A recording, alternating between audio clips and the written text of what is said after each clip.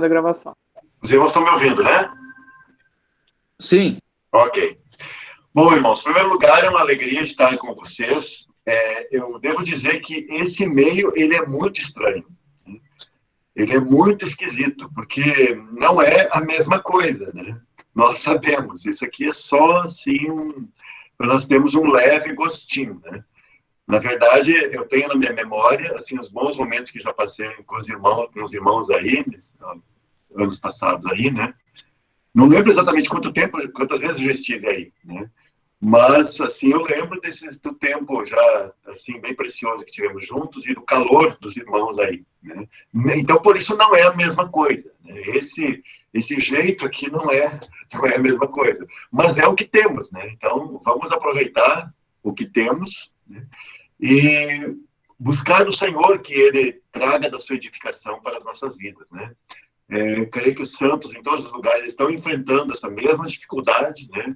Que vocês aí, nós aqui também, mas é o que temos por enquanto, é o que o Senhor tem nos permitido. Então vamos aproveitar muito bem esse tempo, né? Penso que quando voltarmos, nós valorizaremos muito a presença, né, dos irmãos, esse calor que sentimos nas reuniões presenciais, né? Mas vamos aproveitar o que temos, né, irmãos? Bom, eu penso que os irmãos abram a palavra no livro de Gênesis, capítulo 24, e nós queremos adentrar nesse capítulo. Eu sei que os irmãos estão numa jornada aí, como o irmão Alex já disse, estão numa jornada nesse livro, e muito especialmente na história de Abraão, né, que é uma história bem conhecida de todos nós, e uma história inesgotável no que diz respeito aos ensinamentos espirituais, aos fatos espirituais que nós temos aqui nesse trecho, né? Nós nem vamos dizer ainda o que há na vida de Isaac, o que há na vida de Jacó, o que há na vida de José, mas só o que temos de Abraão aqui já é de uma riqueza inestimável, né? Eu penso que os irmãos já tocaram em muitas riquezas, muito especialmente no que está escrito no capítulo 22, né? Que, imagino, deve ter sido assim, um mergulho em águas profundas, né? Das grandezas que o Senhor tem posto aqui na sua palavra e que nós, assim, pela direção do Espírito, por revelação do Espírito, podemos tocar em algumas delas. Nós nunca iremos conseguir explorar tudo o que temos nessas, assim, na vida, especialmente de Abraão aqui. Porque nós temos muitas riquezas. Então, com a graça do Senhor, nós queremos, os irmãos já estão tocando em algumas coisas e nós queremos seguir hoje tocando em mais alguns pontos no que diz respeito a essa grande história que temos aqui no capítulo 24. Bom, o livro de Gênesis, ele é talvez o livro mais conhecido na Bíblia. Ele é, assim, o primeiro livro que aparece na ordem dos 66 livros, mas sabemos, não necessariamente o livro mais antigo, né? Os eruditos apontam que o mais antigo seria o livro de Jó. Mas aprove ao Espírito Santo colocar esse livro como o primeiro livro da Bíblia. Tá? Ele, então, é o primeiro na ordem, e é o primeiro na ordem aqui, porque é exatamente por onde Deus quer que nós comecemos. De modo que esse livro é, assim, a porta de entrada da Bíblia, e por onde Deus escolheu revelar-se aos homens. Penso que isso todos já sabemos. Antes de nós seguirmos, eu gostaria de ler alguns versículos aqui do capítulo 24 com os irmãos, a título de introdução, né, e de por onde nós queremos começar nessa nossa caminhada, né? Antes de eu quero falar mais algumas coisas sobre o livro de Gênesis, especificamente. Mas vamos ler alguns versículos aqui no capítulo 24. 24, versículo 7. O Senhor Deus dos céus, que me tomou da casa de meu pai e da terra da minha parentela, e que me falou, e que me jurou, dizendo, a tua descendência darei esta terra, ele enviará o seu anjo adiante da tua face, para que tomes de lá mulher para meu filho. Agora o verso 27. E disse, aqui no caso, o servo de Abraão, Bendito seja o Senhor Deus de meu senhor Abraão, que não retirou a sua benevolência e a sua verdade de meu senhor. Quanto a mim, o Senhor me guiou no caminho à casa dos irmãos de meu senhor. Agora vamos ao verso 34. Então disse: eu sou o servo de Abraão, e o Senhor abençoou muito o meu senhor, de maneira que foi engrandecido. E deu-lhe ovelhas, e vacas, e prata, e ouro, e servos, e camelos, e jumentos. E Sara, a mulher do meu senhor, deu à luz um filho ao meu senhor, depois da sua velhice. E ele deu-lhe tudo quanto tem. Até aqui. Vamos orar, ainda se seguirmos. Senhor, mais uma vez estamos diante da tua bendita palavra. Essa palavra inspirada, ditada, soprada pelo Senhor, inerrante. Bendizemos o teu nome, Senhor, pelo privilégio de termos as Escrituras em nossas mãos, e muito especialmente esse primeiro livro. Damos graças a ti, porque aprove ao Senhor revelar-se a nós, a começar por esse livro. Rogamos que tu possas abrir nosso entendimento nessa noite, tu possas falar aos nossos corações, que tu possa ganhar a cada um de nós com a verdade que é a tua palavra. Entregamos juntos esse tempo a ti. Rogamos a tua ajuda, a tua assistência, para que possamos meditar nela com uma mente dirigida e esclarecida pelo teu Espírito Santo. É o que nós te pedimos nessa hora, no nome de Jesus. Amém. Bom, o termo Gênesis, como deve ser de conhecimento dos irmãos também, é a transliteração do termo grego Gênesis. E simplesmente essa palavra, Gênesis, significa origem, como já sabemos, né? E esse nome Gênesis foi dado a esse primeiro livro da Bíblia por causa da tradução grega do Antigo Testamento. Então, a tradução grega do Antigo Testamento, chamada Septuaginta, essa tradução, os tradutores dela colocaram o nome desse primeiro livro como Gênesis. E assim você vai encontrar em todas as Bíblias latinas e vai encontrar também nas Bíblias inglesas essa expressão Gênesis, né? Já no alemão você vai encontrar o primeiro livro de Moisés, segundo livro de Moisés, terceiro livro de Moisés, quarto livro de Moisés, quinto livro de Moisés, esses nomes aos livros aí da chamada, conhecida como a Lei de Moisés. No original hebraico, o nome desse livro é Bereshit. E Bereshit, porque essa é a primeira palavra que aparece no livro. Tá? Então, se alguém lhe perguntar como começa a Bíblia em hebraico, você já está sabendo agora. Bereshit. Essa é a primeira palavra. E simplesmente significa princípio. E, de fato, esse livro, irmãos, é o livro das origens do céu e da terra. Então, o primeiro versículo poderia ser traduzido assim, né? Princípios ou origem dos céus e da terra. No princípio, criou Deus os céus e a terra. Nas origens, criou Deus os céus e a terra. E esse fato do livro de Gênesis ser o livro das origens, não é apenas no sentido da matéria, mas principalmente no que diz respeito ao propósito de Deus para toda a criação. É óbvio que não encontraremos isso claramente aqui no livro de Gênesis. Assim, todo o desenvolvimento. Isso porque o livro de Gênesis, ele é um campo semeado. Tudo mais que nós encontraremos na Bíblia está aqui nesse livro na forma de sementes. Por isso, um outro nome adequado para esse livro poderia ser assim, o livro das sementes. Porque aqui nós encontramos um campo de sementes.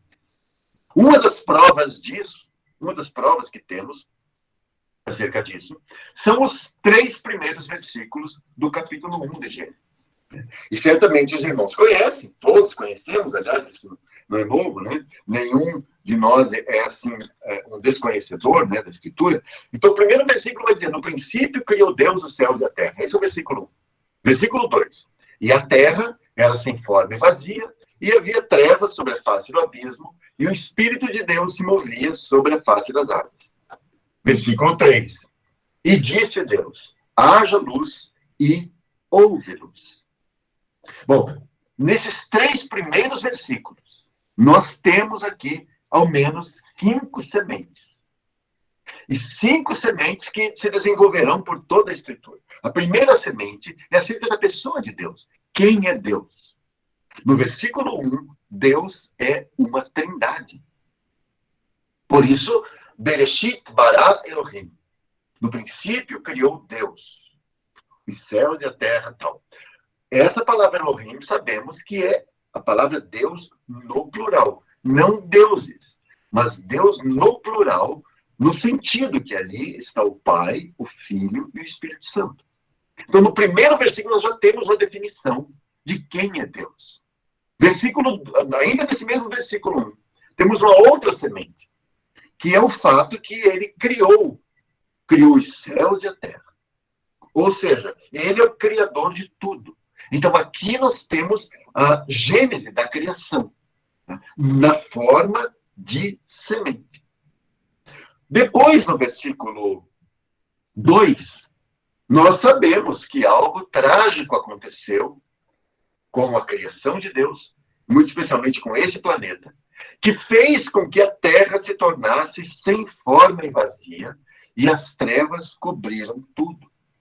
Pois esse versículo 2, sabemos que é uma referência à queda de Lúcifer. Portanto, esse versículo 2 é a primeira semente. Aqui está o pecado na forma de semente. Ainda no versículo 2, na segunda parte, diz que o Espírito de Deus se movia sobre a face das águas. Então, aqui vemos o papel do Espírito Santo que entra em ação, sempre diante do caos. É o que temos, então, nesse versículo 2. Essa foi a 4ª semente. A 5ª semente é o versículo 3. E disse Deus: haja luz e houve luz. De modo que isso é um tipo de restauração. Restauração de tudo. Restauração criando a luz para que a luz dissipasse a escuridão. Essa 5ª semente, esse versículo 3, é uma alusão à redenção. Mas aqui está, de um modo muito rudimentar, como sendo uma semente, irmãos. Simplesmente. De modo que, então, na forma de sementes, nós podemos resumir e dizer assim, que no versículo 1 nós temos a criação. Deus criou todas as coisas. No versículo 2 nós temos a queda. E no versículo 3 nós temos a redenção. Os irmãos podem ver, nesses 3 primeiros versículos, nós já temos toda a história da Bíblia. Toda a história de Deus com o gênero humano. Você tem criação, queda e redenção. Não é exatamente essa a história da Bíblia. A história da relação de Deus com esse planeta e com a humanidade, especificamente. Então, vê quão maravilhoso é isso. Se nós perdêssemos a Escritura, se nós esquecêssemos o seu texto e lembrássemos apenas desses 3 versículos, nós poderíamos contar toda a história. Claro, você deveria conhecer o restante. Você deveria ter memorizado o restante. Mas só com base nesses 3 versículos, você pode contar toda a história da Bíblia, porque aqui estão essas sementes, né?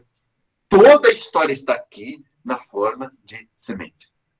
Portanto, aqui nesse livro de Gênesis estão os princípios ou os começos. De modo que você tem aí o princípio da criação. Você tem ainda no capítulo 1 o princípio do sábado ou do descanso. Você tem o princípio da vida. Você tem o princípio da família.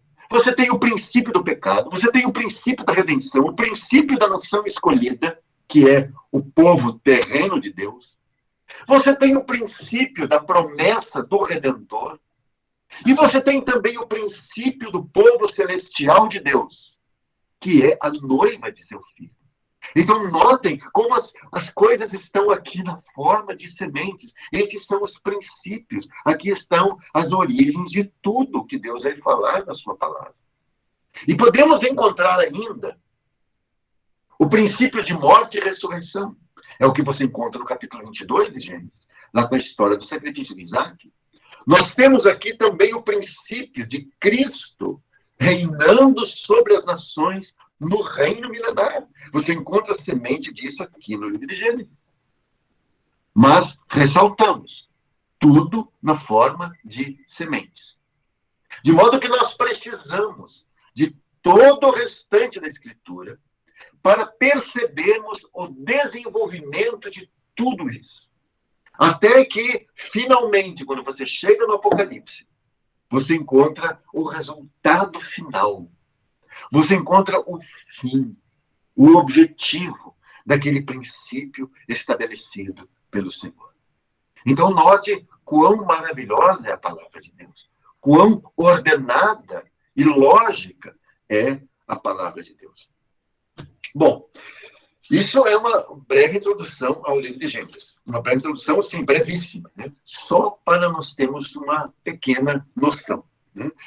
Quando nós chegamos no capítulo 24, que é o objeto da nossa consideração aqui hoje, nós sabemos que esse capítulo 24 está inserido no tempo do patriarca Abraão, que nessa altura já enfrentou a prova máxima de sua fé ao dispor o seu único filho para ser entregue em sacrifício ao Senhor. E é justo naquele grande capítulo 22 que nós encontramos o que eu citei há pouco, aquilo que é conhecido como o princípio da morte e ressurreição. Então, lá naquele evento tão marcante e tão emblemático, nós temos essa história, esse princípio da morte e ressurreição. Irmãos, parece dar-nos a impressão que toda a vida de Abraão estava destinada para aquele episódio do capítulo 22. Essa é a impressão clara que nós temos. Por isso, nós podemos dizer que ali naquele capítulo 22 está o ponto mais alto da sua caminhada espiritual com o Senhor. Aqui você está, capítulo 22, está no topo da sua história. O clímax da sua experiência espiritual com o Senhor. Então, é muito interessante que Abraão, como sendo a gênese do povo terreno de Deus, Abraão precisava apreender, não apenas aprender, mas apreender esse princípio do Filho único sendo entregue para a morte e recobrando-o pela ressurreição. Então, Abraão, como sendo a cabeça, o pai dessa nação, ele deveria conhecer, ele deveria provar isso na própria pele. E, irmãos, quão maravilhoso é isso. Aprove ao Senhor fazer isso com o seu servo. Porque o Senhor queria gravar nele esse princípio. Abraão deveria saber que um dia também o Pai Celestial iria mandar, iria entregar o seu único filho, o filho que ele amava, para ser sacrificado. Então, Abraão precisava conhecer isso e apreender isso. Como demonstra o irmão McIntosh, e provavelmente os irmãos conhecem, né, as suas notas sobre o antigo, sobre os livros do Pentateuco, né, os 5 livros, o irmão diz assim que no capítulo 22, Isaac é oferecido. No capítulo 23, nós temos a morte de Sara, então Sara é posta de lado. E no capítulo 24, o servo é enviado em busca de uma noiva para aquele que em figura foi recobrado dos mortos. Aí quando você vai do Antigo Testamento para o Novo Testamento, você vai procurar a explicação. Você vai procurar a explicação espiritual dessa história de Abraão. Desses 3 capítulos, você vai encontrar essa mesma sequência. Dos capítulos 22, 26 e 24. Você tem, primeiro, a rejeição e morte do Senhor. É para isso que aponta o capítulo 22 de Gênesis. No capítulo 23, né, assim, a sua explicação espiritual é que Israel é posto de lado na figura da morte de Israel. Logo após a morte do Senhor, você tem a nação de Israel sendo posta de lado. E, a seguir, você tem o Espírito Santo, que é enviado para buscar a noiva do Cordeiro. Portanto, irmãos, quando nós chegamos nesse capítulo 24, nós temos um quadro maravilhoso, porque ele retrata exatamente o trabalho do Espírito Santo nessa dispensação. O capítulo 24, ele retrata aquilo que começou no dia de Pentecostes. O que começou lá? Deus está, através do Espírito Santo, que é Deus e a terceira pessoa da Trindade, Deus está reunindo a noiva. O Espírito Santo está chamando a noiva, reunindo a noiva, para conduzi-la ao grande encontro com o seu bendito noivo celestial. É o que nós estamos aqui. Bom, assim como o Senhor mostrou a redenção em Tito, né, para Abraão, em Tito também o Senhor mostrou a noiva de seu filho eterno por meio da história, dessa linda história da busca por uma esposa para Isaac. Sabem, irmãos, essa história de homem e mulher, essa história da companheira idônea, essa história de um casamento, ou do casamento, é uma ideia. São ideias, né, que são a mesma coisa. São ideias que permeiam toda a Escritura. E se você considerar bem, se você pensar bem, essa ideia que permeia toda a Escritura vai encontrar a sua plena realização no penúltimo capítulo da Bíblia, em Apocalipse capítulo 21. Lá você tem a noiva pronta, descendo do céu, ataviada para o seu noivo. Aliás, a história da Bíblia é muito interessante, porque essa história de casamento está grudada nela, né? Assim, a Bíblia está saturada dela. Você pode notar que Deus trata com Israel mais ou menos esses termos, como ele sendo o marido e Israel a sua esposa. E, lamentavelmente, o que temos na história de Israel é que Israel representa, ou é representado por uma mulher infiel ao seu marido, que é o Senhor. Lamentavelmente. Mas você nota que essa história de casamento, de um casal, isso permeia toda a Escritura. De modo que a Bíblia começa, a história da Bíblia começa com um casal. Adão e Eva. É isso que você tem lá no primeiro e segundo capítulo de Gênesis. Quando você chega no meio da Bíblia, exatamente no meio dela, você tem aquele lindo poema, que é Cântico dos Cânticos. Qual é o tema de Cântico dos Cânticos? O amor entre um homem e uma mulher. O amor entre um marido, entre um noivo e a sua noiva. E quando você chega no final da Bíblia, no último livro, penúltimo capítulo da Bíblia, o que você encontra? Você encontra aquela cena final do grande casamento cósmico, com a noiva devidamente preparada e ataviada para o seu marido. Quão lindo é isso, irmãos! O Espírito Santo esteve por todo o tempo a inspirar a sua palavra, preparando-nos para esse evento. Por isso, na mente de Deus, sempre está esse grande casamento. Deus sempre está de olho e a sua expectativa toda está voltada para esse casamento. E não é por acaso que esse grande capítulo 24, que aliás é um dos maiores capítulos da Bíblia, ele não está entre os 10 maiores, porque tem outros 10, mas ele está aí pelo menos entre os 15 a 20 maiores capítulos da Bíblia, né? São 67 versículos. E ele está exatamente no meio do livro de Gênesis. Como se Cantares, ou Cântico dos Cânticos está no meio da Bíblia. E esse capítulo 24 está exatamente no meio do livro de Gênesis, do primeiro livro, como uma linda história de amor. Ou poderíamos dizer assim, que esse capítulo 24, ele é, na verdade, um lindo poema. Porque é sempre assim. Você tem esse grande poema que é Gênesis 24, e você tem aquele também grande poema, que é um livro inteiro, que é o livro de Cântico dos Cânticos. E a beleza desse capítulo 24 de Gênesis não está apenas nos fatos narrados da história aqui, dessa busca, né, que Eliezer faz, né, o servo de Abraão faz, para essa busca da noiva para o herdeiro de Abraão. A beleza aqui, além, claro, essa história é linda.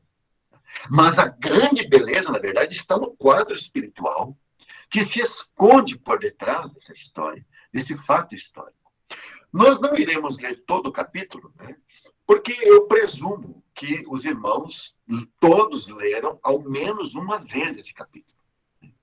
E também não iremos nos deter nos fatos da história, porque nós não iremos fazer um estudo versículo por versículo.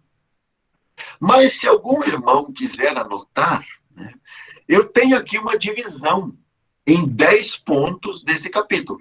Então, eu vou dizer aqui, eu acho importante dizer, porque nessa divisão nós já temos a história toda, né, narrada. É, na verdade, um resumo dessa divisão. Então, os irmãos podem anotar, se quiserem, eu vou ler aqui para os irmãos e depois eu posso mandar esse trecho dos 10 pontos aí para um dos, talvez aí para o irmão Alex, e o irmão Alex distribui aí para o grupo. Tá? E eu creio que esses 10 pontos serão úteis para você estudar esses 10 pontos aí, que podemos dizer, da história narrada aqui nesse capítulo. Então, assim, o primeiro ponto seria a comissão para o servo. Isso é o capítulo 24, versos 1 ao 9. O segundo ponto seria a obediência e a oração do servo. Versos 10 até o 14. Terceiro ponto, a oração respondida. Aqui vai do verso 15 até o verso 21. O quarto ponto seria os presentes do servo. Versos 22 ao 26. Quinto ponto, o servo recebido, lá na casa da família. Versos 27 ao 33. Sexto ponto, a mensagem do servo. Versos 34 ao 36. Depois, o sétimo ponto, o servo expõe a comissão e a oração respondida. Verso 37 até o 49. O ponto 8, a noiva escolhida. Versos 50 a 60. Nono ponto, a jornada para encontrar Isaac. Verso 61. E, finalmente, o último ponto, 10º, o encontro com o noivo e o casamento. Versos 62 ao 67. Então, se você quiser estudar esse capítulo, você pode usar essa divisão aí, né? E isso vai ajudar a te nortear nesse estudo. Tá? Bom, nós temos aqui nesse capítulo 24, 4 figuras principais. Nós temos aqui um pai, que é Abraão. Nós temos um filho, que é Isaac. Nós temos um mensageiro, que certamente esse mensageiro é Eliezer, ainda no capítulo 24 não nos diga seu nome, mas certamente é Eliezer. E você tem uma noiva, que é Rebeca. Então, esses 4 personagens. Certamente temos aqui nesse capítulo, em figuras, um quadro completo daquilo que é, irmãos, o eterno propósito de Deus com o seu amado filho. E Deus fez questão de conduzir as coisas. Essa coisa tão natural que seria um jovem se casar, não é? Mas o Senhor fez questão de tornar isso não uma coisa simples e nem uma coisa normal. Você note que aqui tem um milagre. Aqui Deus está operando, porque em tudo na vida de Abraão, Deus está fazendo milagres. Isaac é o fruto de um milagre. Então, também teria que ser a esposa para esse seu filho, a esposa para Isaac, deveria ser o resultado de uma obra de Deus, de uma intervenção de Deus. Porque nada nessa família é natural. Tudo nessa família é sobrenatural. Mas Deus está usando esse sobrenatural aqui para falar de uma outra coisa, para mostrar de algo que tem a ver com, que toca a eternidade, que tem algo a ver com o eterno propósito dele com o seu amado filho. Entretanto, devemos lembrar, como já dissemos, tudo na forma de sementes. Porém, claro, você tem aí em Gênesis tudo na forma de sementes. Mas graças a Deus, graças ao Senhor, hoje nós podemos ver o quadro completo. Nós não vemos apenas as sementes que estão em Gênesis. Nós conseguimos ver o quadro completo, né? Porque essas sementes plantadas aqui, elas já estão, nós já temos um campo maduro. Nós já vemos o campo maduro onde essas sementes foram plantadas. Então, graças ao Senhor, hoje nós temos um entendimento amplo, porque nós vemos o quadro completo. Nós só não vimos ainda um final. Mas nós já estamos nesse tempo em que o servo está conduzindo a noiva para o encontro com o noivo. Então, veja quanto já andamos. Veja que nós já sabemos tanto.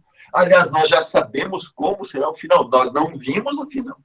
Ainda não vimos. Mas nós sabemos qual será o final e no que essa bendita semente oculta, aqui no capítulo 24, o que ela vai produzir exatamente. Tá? Então, nós estamos diante de algo tão grande aqui.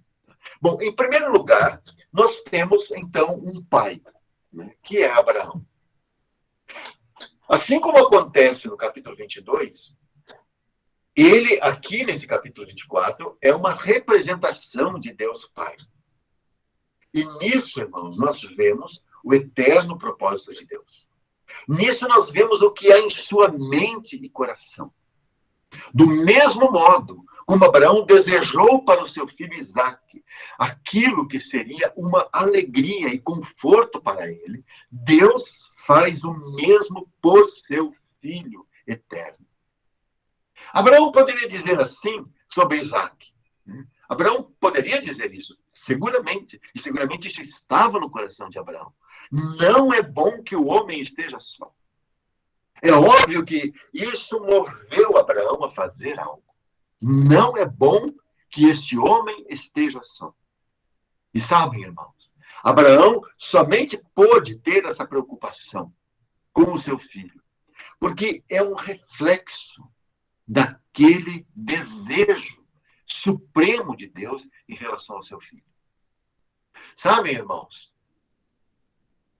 Isaque poderia seguir o curso natural das coisas. Isaque poderia fazer o que depois os seus dois filhos farão, e muito especialmente Esaú, que não valoriza aquilo que Isaque recebeu de seu pai Abraão. E como Esaú, Isaque poderia procurar qualquer uma das filhas dos cananeus para ser sua esposa. Mas ele não vai atrás de nenhum. Ele está tranquilo. Aliás, ele é um homem de sossego.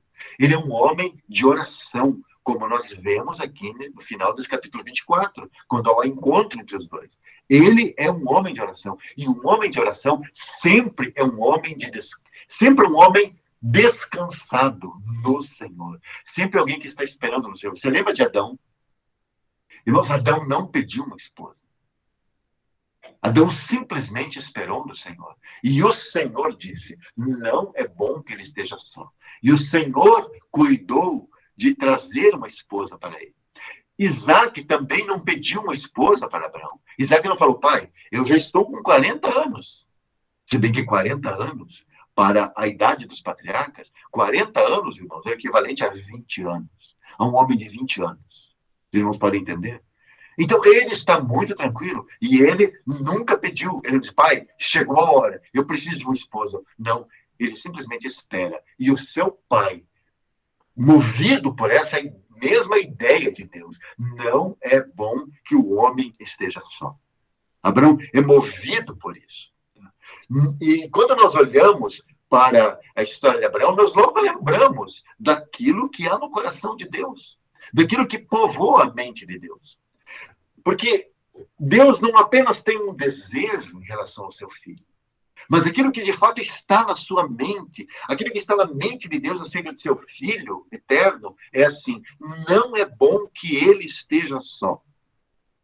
E o Senhor segue dizendo acerca de Adão, lá no capítulo 2 de Gênesis. E devemos lembrar que quando o Senhor fala isso acerca de Adão, Deus está pensando em seu filho eterno.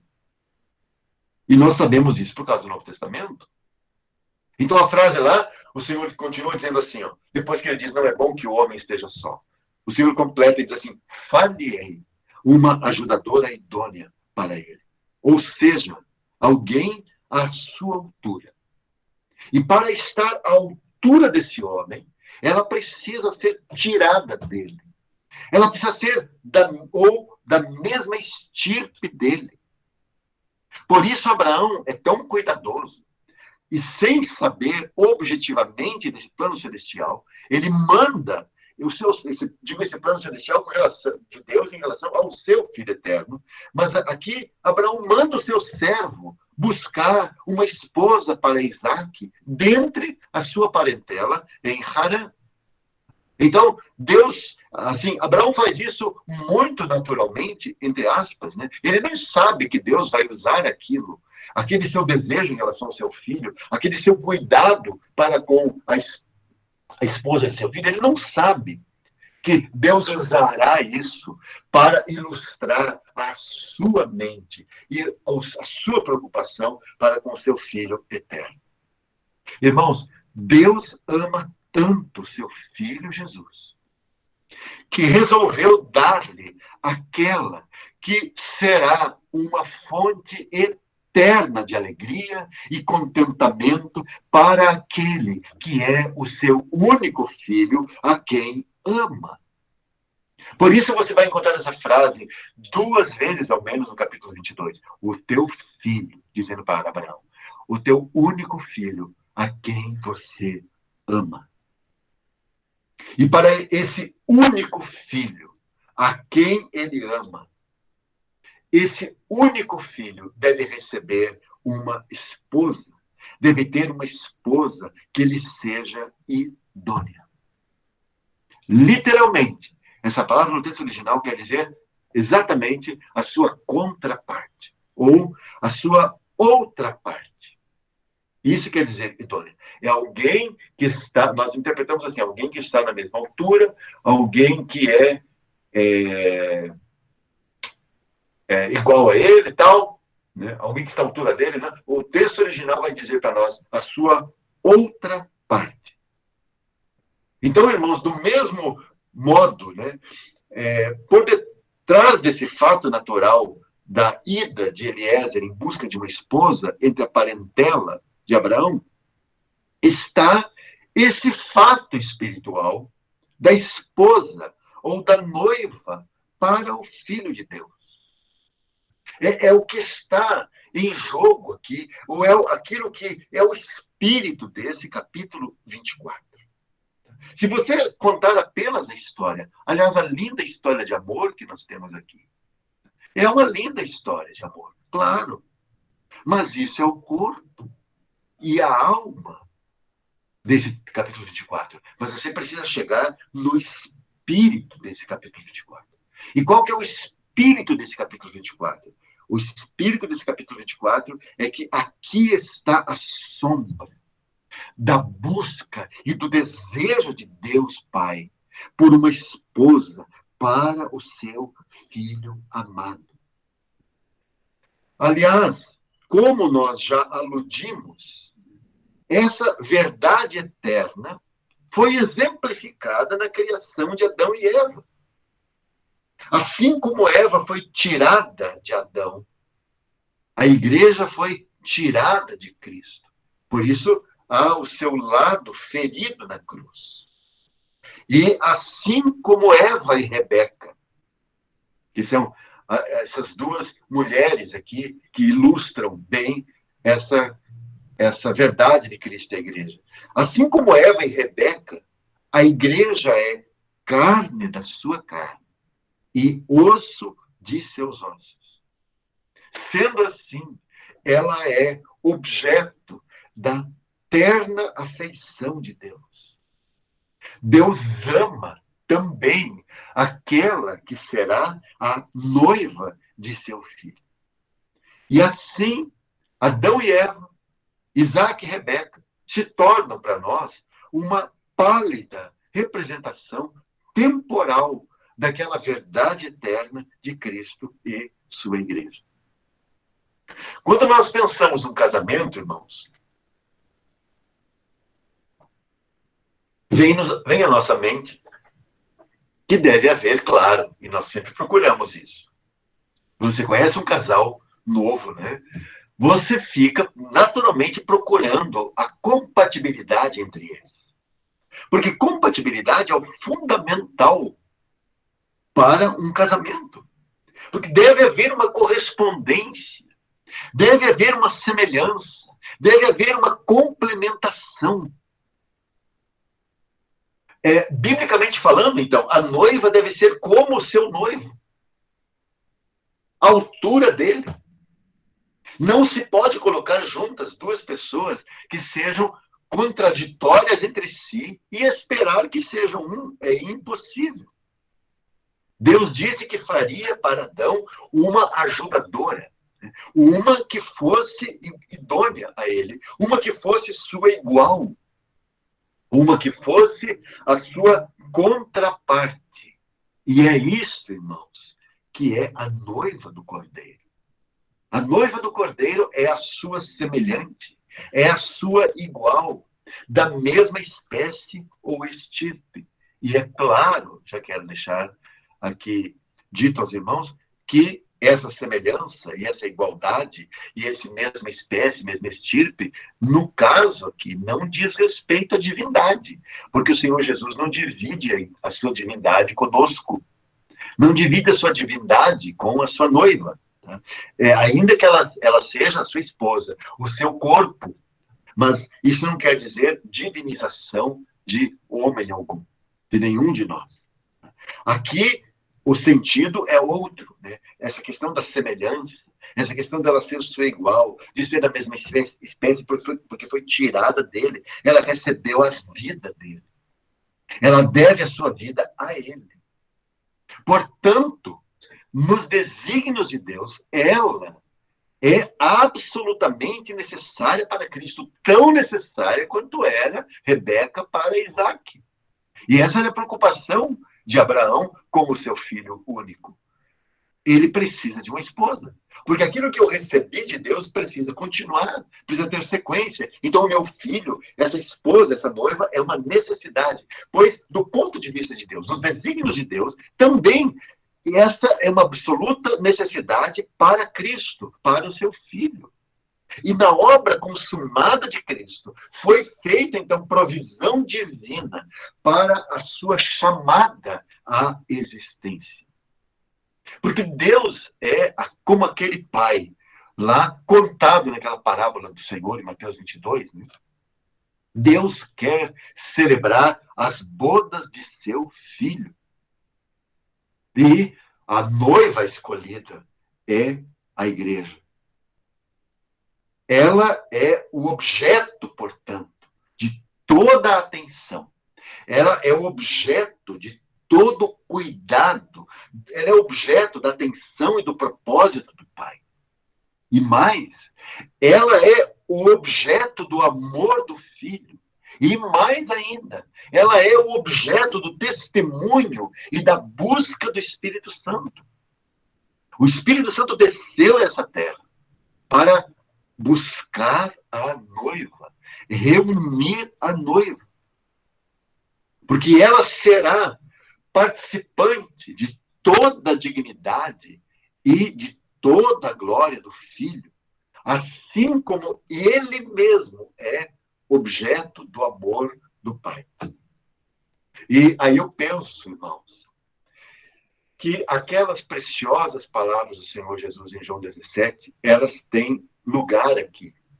E elas dizem tanto para nós, exatamente dentro desse contexto. Se os irmãos quiserem abrir, nós vamos ler alguns trechos aí no João 17, versículo 22, 23 e um pedaço do verso 24. Tá? Então, peço que os irmãos abram aí para acompanhar as suas Bíblias. E note como essas palavras do Senhor combinam com o que nós estamos tratando aqui.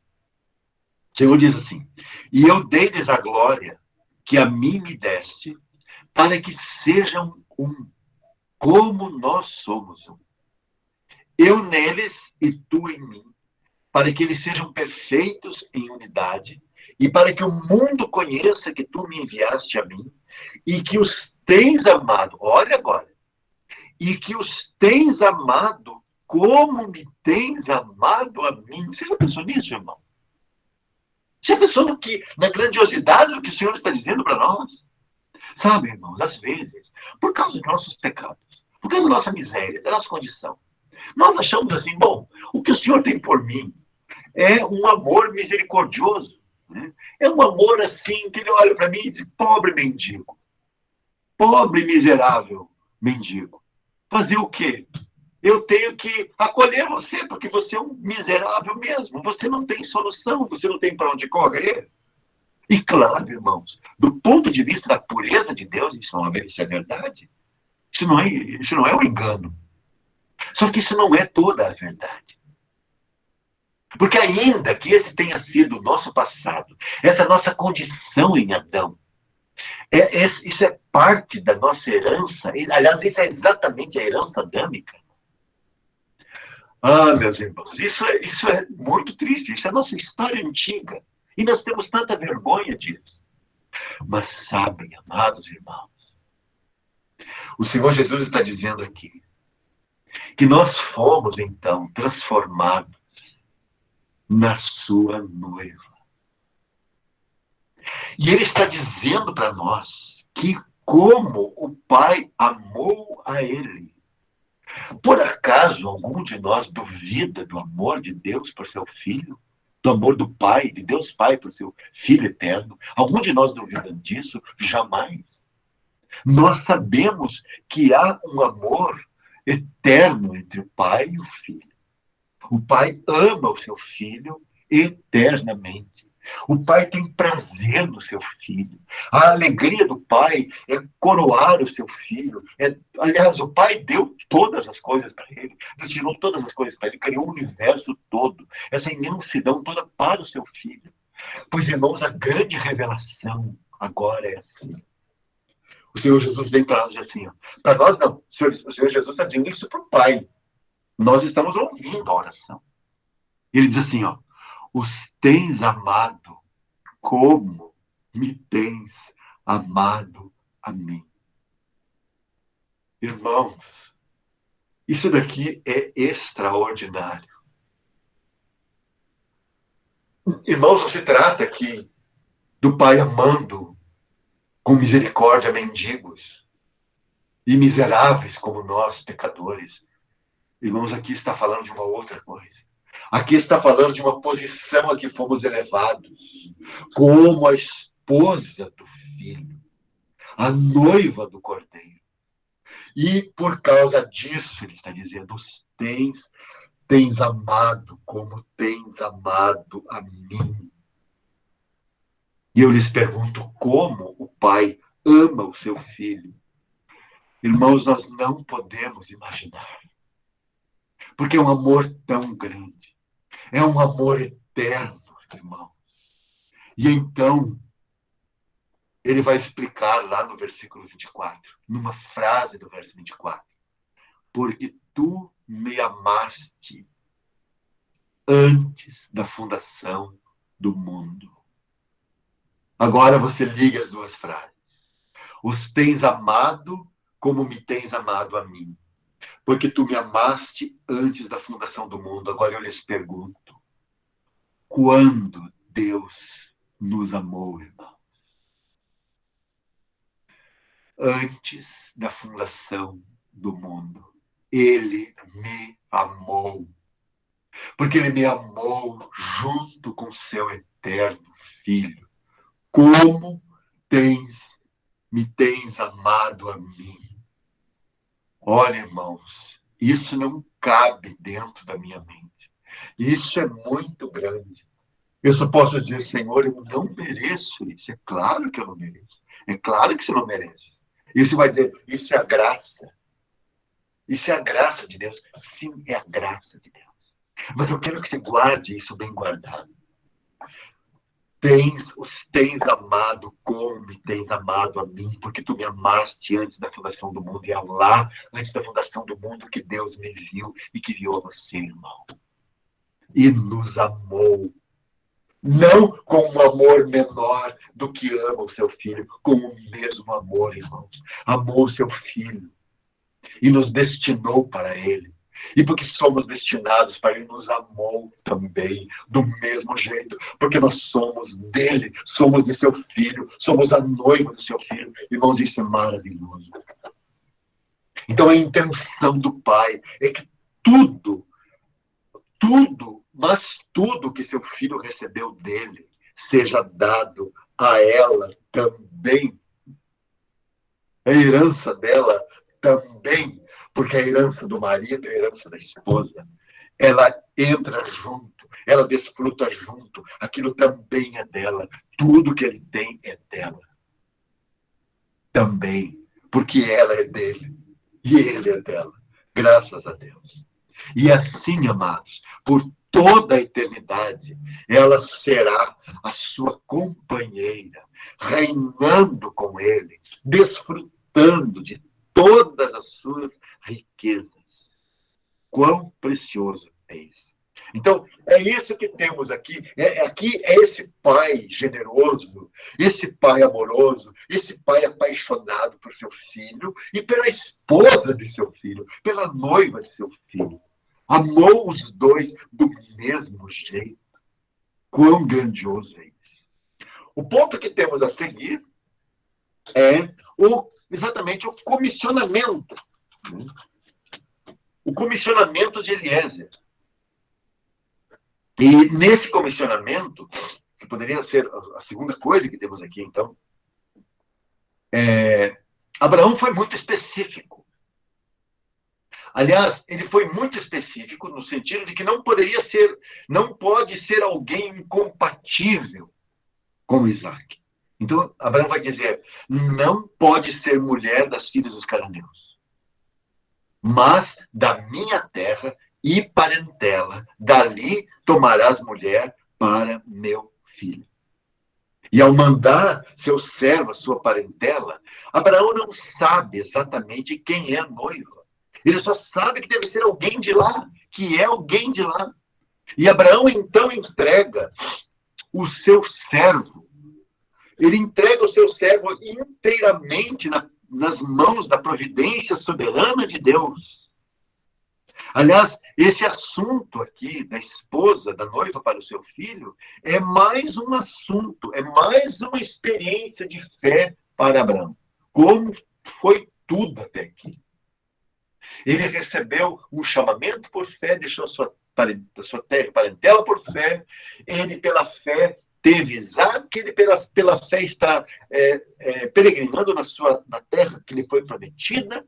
E pela fé, agora ele manda o seu servo, Eliezer, em busca de uma esposa para o seu filho, de uma noiva para o seu filho. Sabe, irmãos? Será que Abraão deveria ter ido pessoalmente? Claro, você vai dizer, mas Abraão já é um homem bem idoso. Tá? Sim, é um homem bem idoso, tá? Mas é um homem que tem alguma força. Não é um idoso normal. Os irmãos, nós devemos reconhecer isso. Sabe que o trecho, a distância entre Betel, que é onde ele estava, e a terra, a sua parentela, Harã, lá no norte, além do Eufrates, são 900 quilômetros. Sabe que se você andar 900 quilômetros sem parar, ninguém vai fazer isso, né? É impossível. Tá? Mas, assim, simplesmente tempo corrido, 7 dias de caminhada. De Betel até Harã. É óbvio que levou mais tempo, porque você precisa dormir, você precisa comer, você precisa descansar, o sol está quente, você precisa dormir todo dia. né? E é uma região desértica, já era na ocasião. Né? Então, mas 7 dias seria o tempo para seguir direto, de Betel até Harã. Então, você pode imaginar assim, por que Abraão não foi pessoalmente?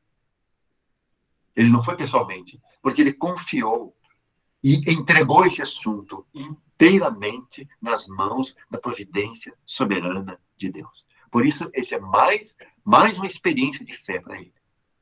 Mas o que eu devo chamar a atenção aqui é ainda para esse fato da escolha soberana de Deus. E note que ao chegar na cidade de Naor, esse servo invoca a soberania de Deus nesse assunto. Porque a noiva não pode ser qualquer uma. Nem tampouco alguma mulher segundo a vista de Eliezer. Não é Eliezer, essa aqui é bonita, essa não. Ele não poderia, não era uma mulher segundo a sua vista, segundo a sua escolha, porque não se tratava da sua escolha.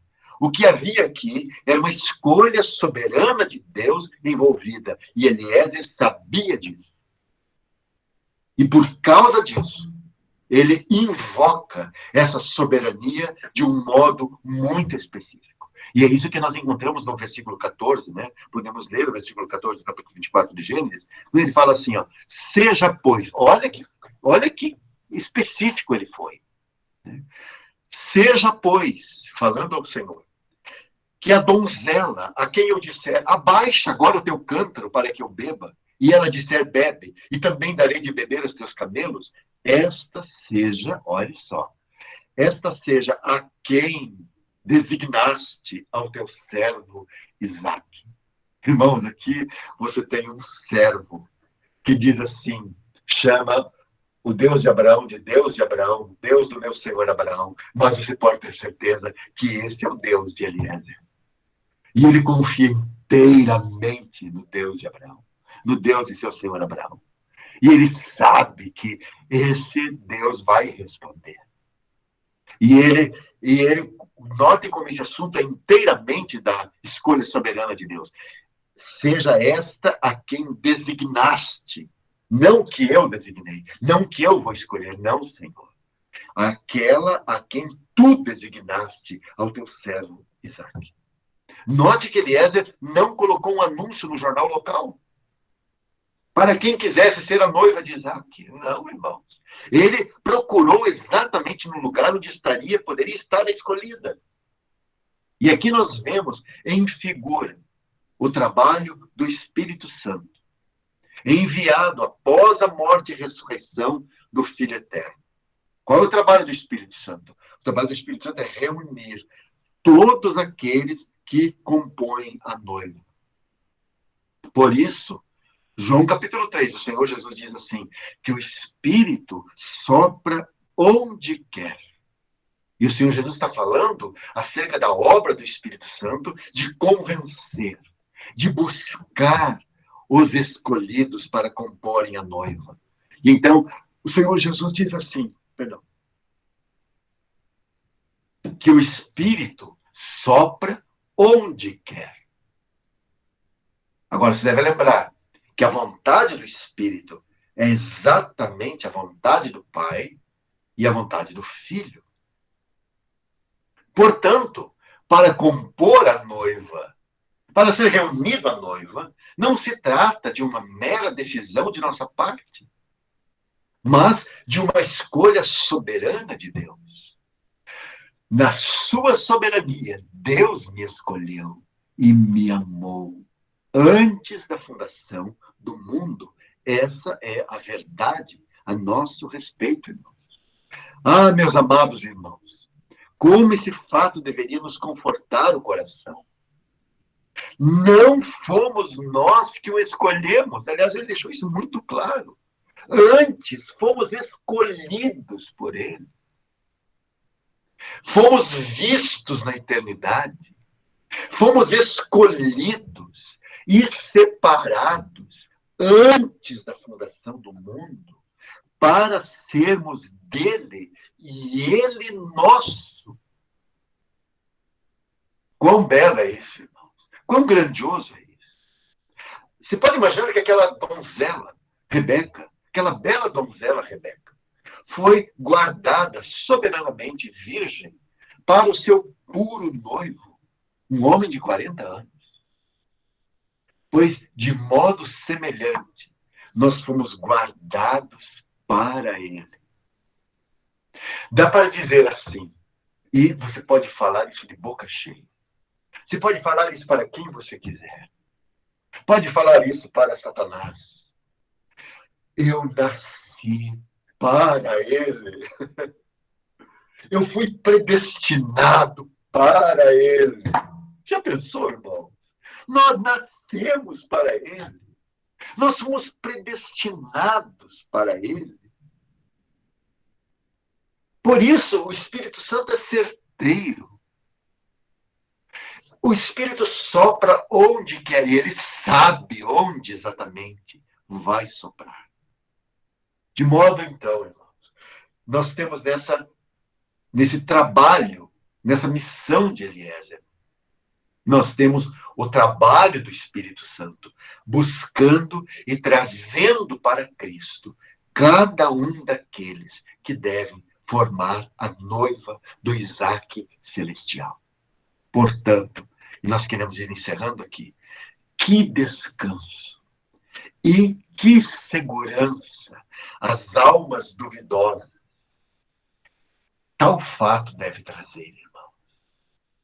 Que essa verdade console nosso coração, conforte nosso coração e nos dê firme segurança.